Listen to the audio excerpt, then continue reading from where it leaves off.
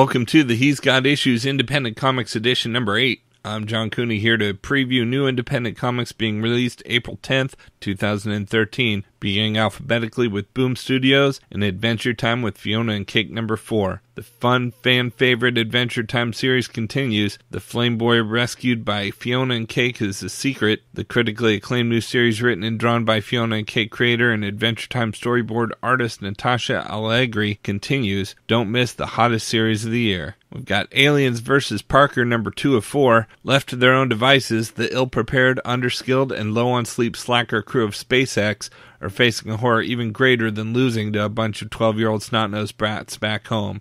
A planet full of aliens with a taste for human flesh. From Paul Scheer and Nick Giovanetti, the comic minds that brought you Adult Swim's NTSF SD SUV. Next, we've got Bravest Warriors number 7, the most outrageous all-ages series on the stands from Adventure Time creator Pendleton Ward. While other contestants are twirling flags, Plum and Beth are kicking butt and taking names at an alien beauty pageant. We've got Garfield number 12. After last month's trip to planet Dorkon, we head back to Earth with 2 all-new hilarious short stories. Springtime is in full bloom, and so is Garfield's appetite. And we've got Grace Randolph's Supurbia number 6. Summer in Supurbia continues, only from Grace Randolph and Russell Dauterman. Alexis and Jake grow closer as they investigate the suspicious presence of Hunt Tech, Hector Hunt's company, at the Superhero and Weapons Expo. Paul travels off-world to break the news of his divorce to his ambassador parents. Jeremy struggles with the prospects of life as the single father of a superpowered son, and Gio infiltrates a top-secret weapons deal that will have ramifications for the entire neighborhood.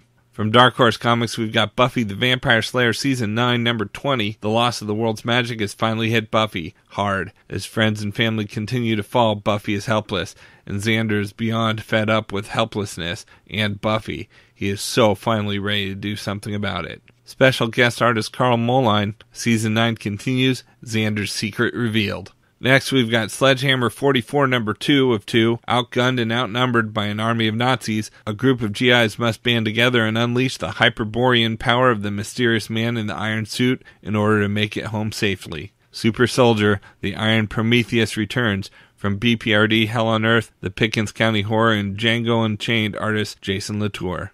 Next, we've got Star Wars number 4. As Princess Leia's stealth squadron lays a trap for a spy within their ranks, she soon realizes that the rebels are ill-prepared for the Empire's zealous pursuit. Meanwhile, Han Solo flees from the Empire through the lower levels of Coruscant, and Luke Skywalker enjoys being grounded with a female friend. Classic era characters, brought to you by Brian Wood and Alex Ross.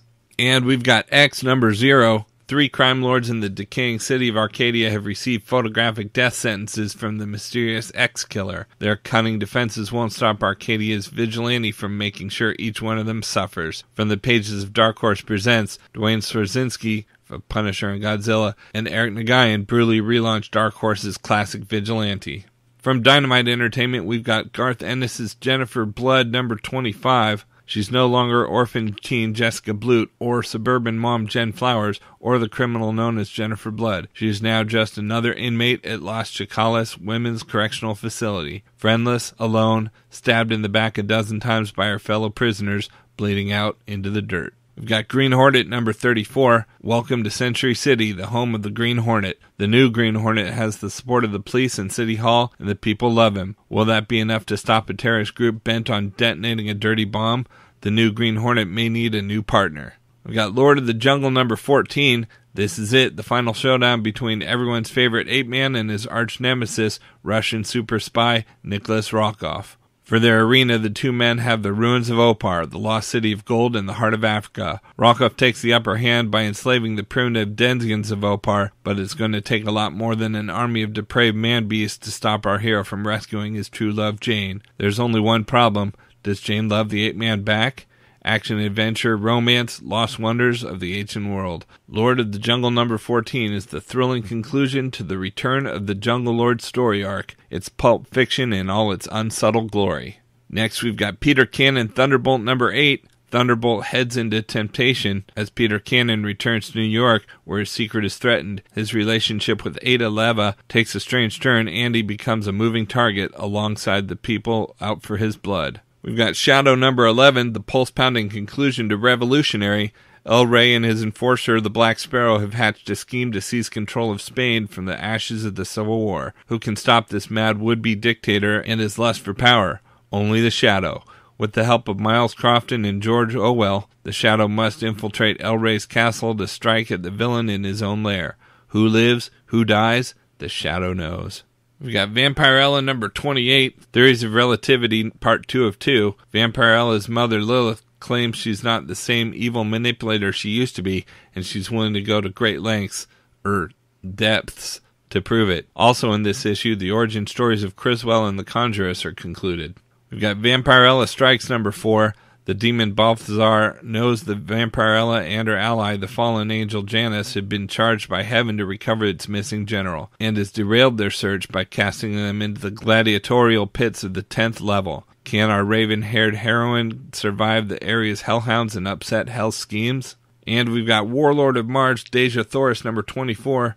Dejah and Kantos Khan try to keep an upstart princess alive as they're hunted by a ruthless assassin in one of the most dangerous regions of Barsoom. From IDW Publishing, we've got Colonized number 1 of 4, Part 1, Minutemen in Black. In this all-new miniseries, a spaceship crashes into a separatist camp and manages to reanimate the dead as well. It's aliens versus zombies versus militiamen, and a carnage-filled tale from the co-creator of Zombies vs. Robots. And if that ain't enough, covers for this series will be by acclaimed Cerebus creator Dave Sim. We've got Doctor Who Classics number 2. This series presents Doctor Who strips never before reprinted and in color for the very first time.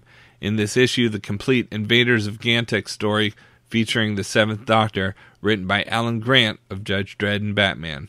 Next, we've got Dungeons & Dragons Forgotten Realms Cutter number 1 of 5, Birthright. Tirfin and Domewale are half-drow siblings, locked in competition for the ownership of the bloodthirsty sword Khazid-He, the Cutter. Their father, the drow renegade Tosana, veteran of battles against the kingdom of many arrows, is forced to choose his heir. But what does the powerful sword have to say on the subject? We've got G.I. Joe, the Cobra Files number 1, a snake in their midst. Her name is Chameleon, and she used to be a Cobra agent. Now she's made her way into the G.I. Joe team the honest way. But even with the best intentions, does she have what it takes to fight on the side of the Angels? Flint thinks she does, and he's willing to gamble the lives of his teammates on her. Unfortunately, with the Crimson Twin called Tomax pulling the strings, no bet is a sure thing.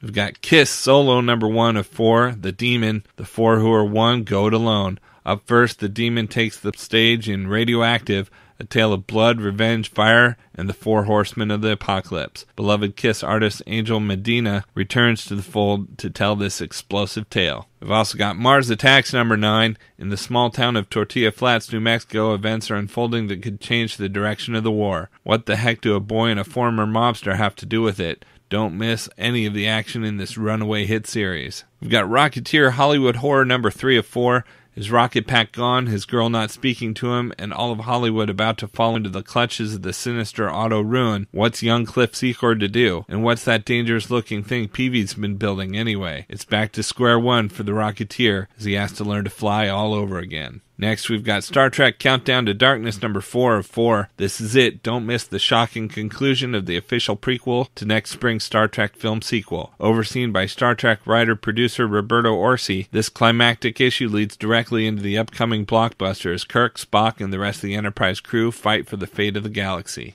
We've got Teenage Mutant Ninja Turtles Color Classics Leonardo Micro Series one-shot. Revisit this TMNT Mirage Classic in full glorious color. It's Christmas and Leonardo is on his own as he fights hordes of attacking Foot Clan across the rooftops of NYC. And if the surprise ambush isn't enough, just wait until Leo finds out who ordered it. Next, we've got Transformers Regeneration One number 90, Too Little, Too Late. As Scorponok's dark reign comes ever closer to spreading right across Cybertron, Grimlock launches a desperate counterstrike. In the face of almost innumerable odds, does the Dinobot commander really have one last ace up his sleeve, or does his plan amount to a glorious but doomed last stand? And we've got True Blood number 11, Alan Ball's hit HBO series, the essentially sizzling story of the lives and loves of vampires, mind readers, and all manner of creatures continues. With creative collaboration from True Blood creator, writer-producer Ball, actor-writer Michael McMillan begins a climactic arc that will threaten to rip up Bontemps at its roots.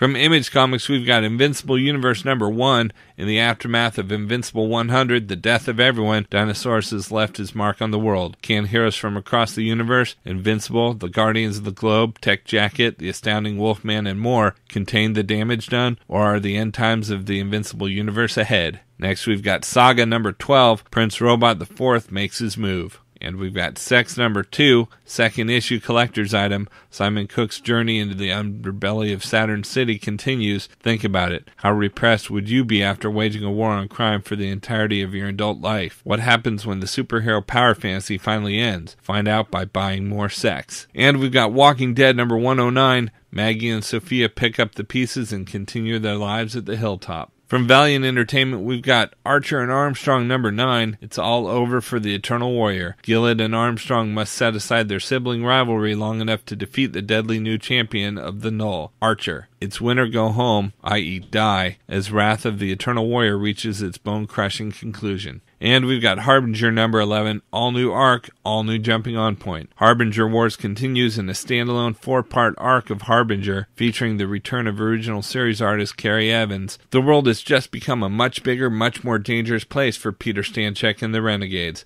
How will they react to the revelation of Project Rising Spirit's secret mission and the Harbinger hunter known as Bloodshot? Find out in Part 1 of Harbinger Wars, Harbinger. Okay, so that's it for some of the top independent publishers this week, but there's still plenty of other books out as well, so be sure to check out my YouTube channel at he'sgotissues.com to see both the Marvel and DC videos for this week, as well as my usual roundup of all my favorites for the week, with a little more depth and insight than you get here. And if you like these videos, be sure to let me know by leaving a comment and subscribing. And you can also follow He's Got Issues on Facebook, Twitter, and Pinterest to see everything I'm reading as I read it. So until next week, I'm John Cooney, and I've got issues.